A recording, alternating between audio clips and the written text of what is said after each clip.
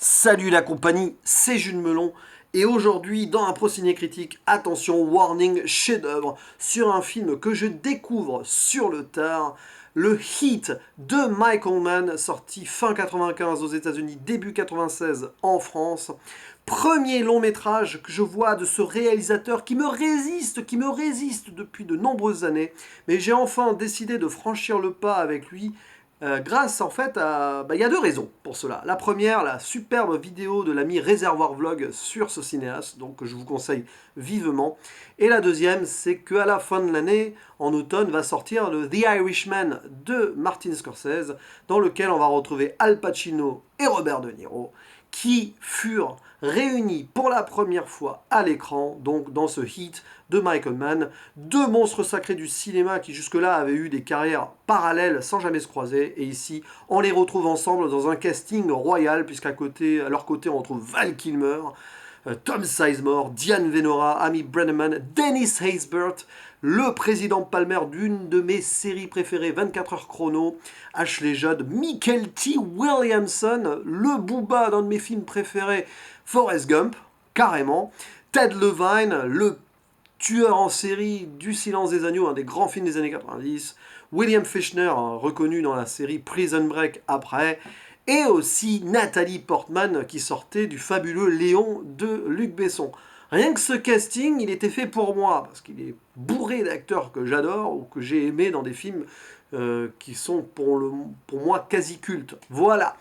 Et donc, l'histoire de ce film, qui est une sorte de polar thriller, film policier en mode film noir, quasi western urbain, et ben c'est l'histoire en fait, on se concentre sur un braqueur-chef joué par Robert De Niro, et un policier qui essaye de l'arrêter, joué par Al Pacino.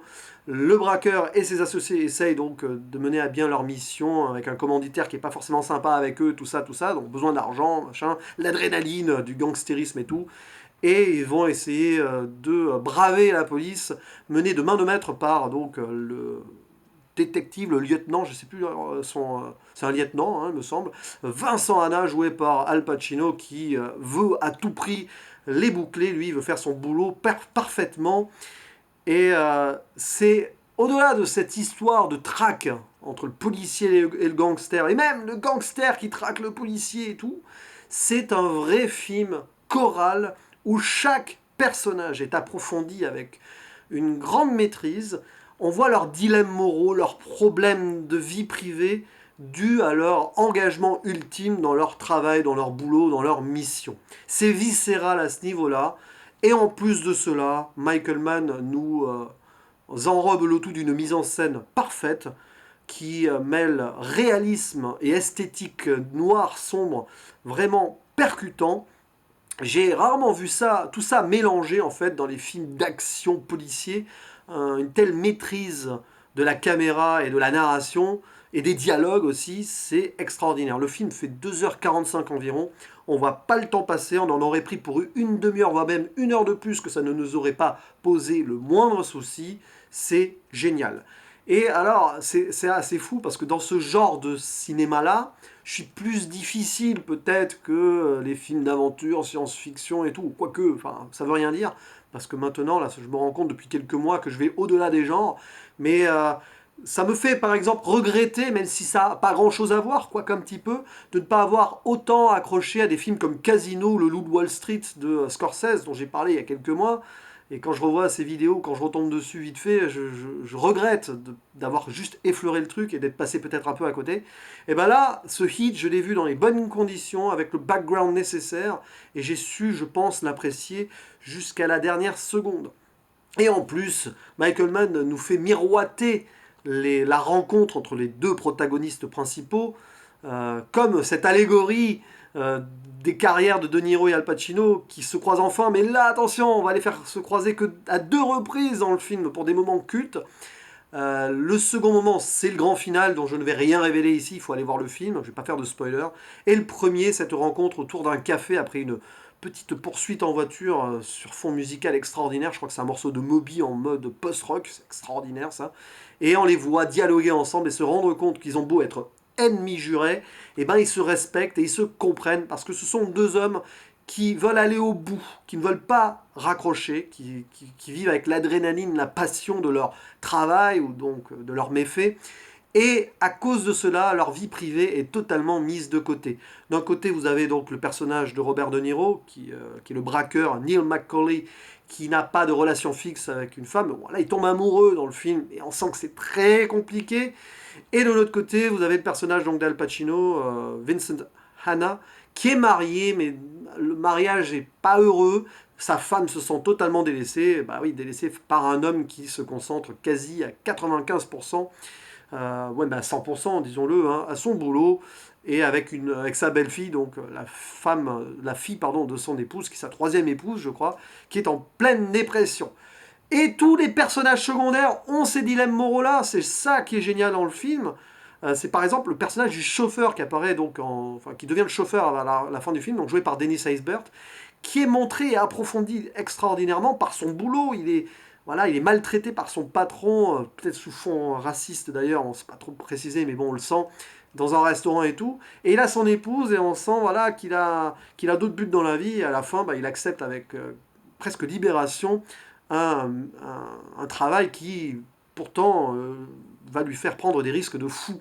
Voilà, il y a plein de personnages. Personnage de Val Kilmer aussi, qui a son épouse avec un enfant en bas âge, qui est totalement amoureux d'elle et tout, mais qui fait ça pour elle et pour son enfant, pour gagner de l'argent. Enfin, c'est terrible en fait, c'est terrible. C'est un vrai drame, ce film-là aussi.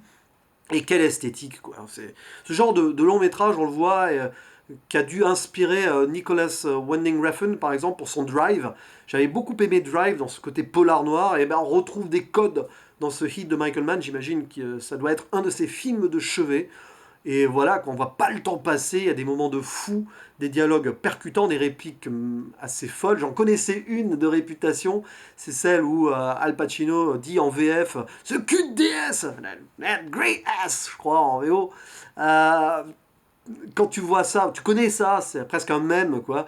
Et quand tu vois ça dans le film, t'as un sourire. Putain, en plus, c'est vraiment, voilà, c'est génial, quoi. Les acteurs sont tous fous. Même les second ou troisième rôles sont extraordinaires. J'aurais pu citer dans le casting aussi John Voight, extraordinaire, là, dans le rôle du receleur et ami, presque seul ami, enfin, ami proche du braqueur principal, donc joué par Robert De Niro, même s'il est proche quand même aussi de ses associés, enfin pas tous.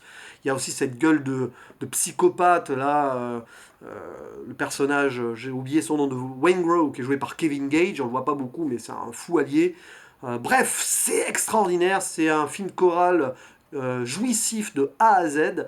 J'ai mis 9 sur 10 sur Sens Critique parce que je ne mets jamais de 10 sur 10 au premier visionnage, mais j'en étais pas loin. C'est dire à quel point ce film m'a retourné et m'a passionné de A à Z.